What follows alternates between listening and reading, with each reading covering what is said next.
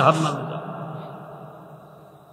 ওয়া মিনহুমুল মুখারদাল বিআমালি, কেউ কেউ আবার সরিষার দানা পরিমাণ ঈমান থাকার কারণে কোনো মতে হামাগুড়ি দিয়ে হলেও জান্নাতে পৌঁছে যাবে। কাটা এদিক সেদিক লেগে যাবে, আপনার এই কোনো মতে চলে যাবে।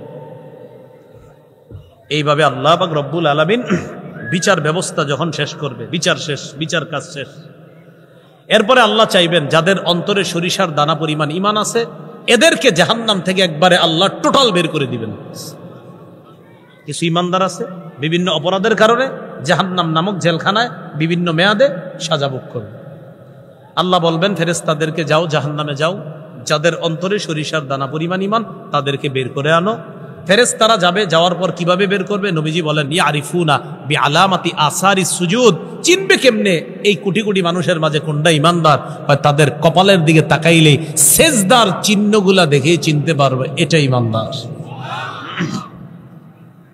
রাসূল কি বলে দেখেন, ইন্নাল্লাহা হাররামা আলান নার আন তাকুলা মিন ইবনি আদম আসারাস সুজুদ, জাহান্নামের আগুনের উপর আল্লাহ হারাম করে দিয়েছেন আগুন যেন আদম সন্তানের সেজদার স্থানটা না খাইতে পারে। দুনিয়া একদিকে, নামাজ আর একদিকে। নামাজ ছাইরেন না কখনো, গোটা দুনিয়া একদিকে রাখবেন, নামাজ আর একদিকে।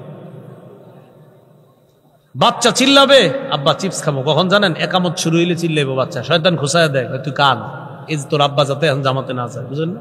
খুসায়, আগে জামাতে যাবেন, জামাত শেষ করবেন, দুনিয়ার অন্য কাজ করবেন। জামাতের একামত শুরু হবে দোকানে, ওই সময় কাস্টমার আসবে 10 জন, পুরা পরীক্ষা চলতেছে, এতক্ষণ বসে রয়েছেন কাস্টমার নাই, একামত শুরু কাস্টমার আছে, ইবলিস লুইস, যাও না যাও হে নামাজি। ওই মুহূর্তে ইকামত চলতেছে, আপনি দোকানের শাটারটা লাগান না, আল্লাহ বলতেছেন লা নাসআলুকা রিজকা, বান্দা আমি তোমার কাছে রিজিক চাই না, নাহনু নারযুকুকা, আমি তোমাকে রিজিক দেই। আমি তোমার কাছে রিজিক চাই না, আমি রিজিক দেই। তুমি শাটার লাগাও, নামাজে যাও, আমি তোমার রিজিক দেই।